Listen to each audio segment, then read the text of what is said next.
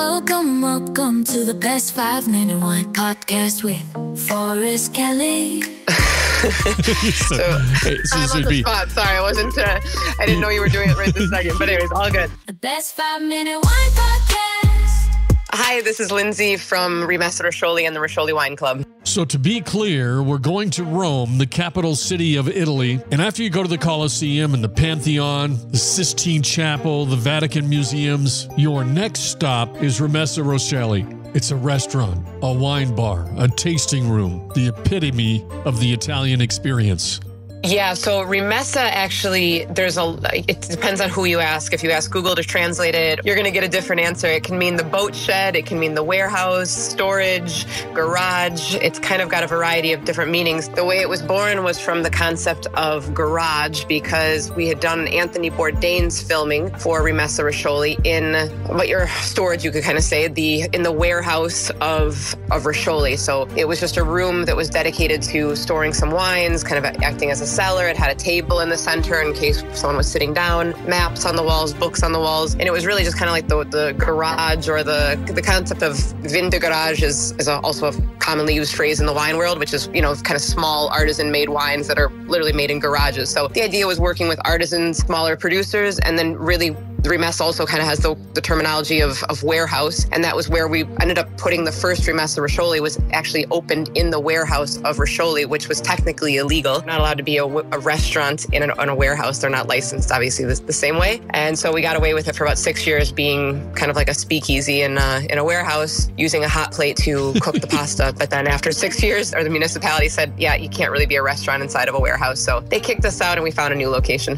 So when you say speakeasy, was it really like that? It was just kind of word of mouth and you had to, say a word to get in? Not exactly, because, it was organized through Roscioli, but it was in the warehouse of Roscioli. People would often go to the wrong Roscioli. They would go to Sommelier Roscioli, which is our main restaurant, because most people didn't even know that this tiny little place existed behind a few streets. It's only about a 3-minute walk, but you have to make a ton of turns. And so it's kind of in this secluded little tiny alleyway. And so not really many people actually even knew. All the taxi drivers still 7 years later, 10 years later, were dropping people off at Sommelier Roscioli, not at Rimessa, because it really was, kind of a word of mouth kind of place.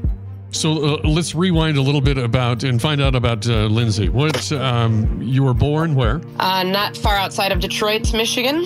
What led you to where you are now? Basically, I grew up in Michigan. Obviously, there's not much wine around there, so I don't even know where my passion technically started from, except I do remember, because I started drinking wine. I shouldn't say what age because it was illegal in the U.S., but I started drinking wine at an early age. Nothing too crazy, like 13 or something, or 5. But anyways, I studied abroad in London, which I ultimately ended up tasting a couple of really good French wines, a Sancerre, a Viognier, and I didn't know if those were places or grapes. I knew nothing about those wines, and so I looked them up, and I realized that there's kind of a whole world behind wine other than just the grape. And so I got home from that trip, and having loved those wines, and I bought Wine for Dummies at 19 years old. It's actually quite informative, and my passion started snowballing bigger and bigger. And then I started traveling to Napa Valley a couple of times in my 20s, loved it out there. Eventually moved out to Santa Barbara and met, if you've seen the documentary Brian McClintock, who was one of the 4 master sommeliers who was in that documentary. He had a wine bar focused on old world wines in Santa Barbara, and we became good friends. And I frequented that place at least 3-4 times a week. And he said, at some point, he said,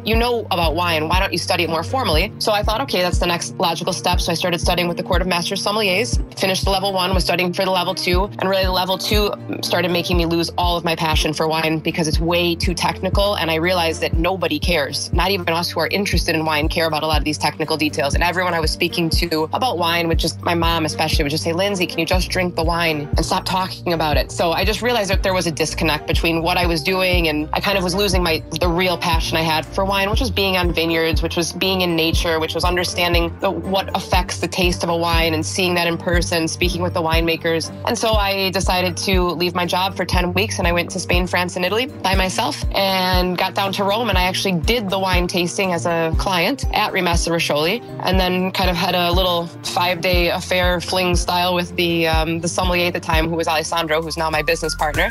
And yeah, we had a little eat, pray, love story for about 7 years. We ended up breaking up about 1.5 years ago, but nonetheless, we're still partners and still friends.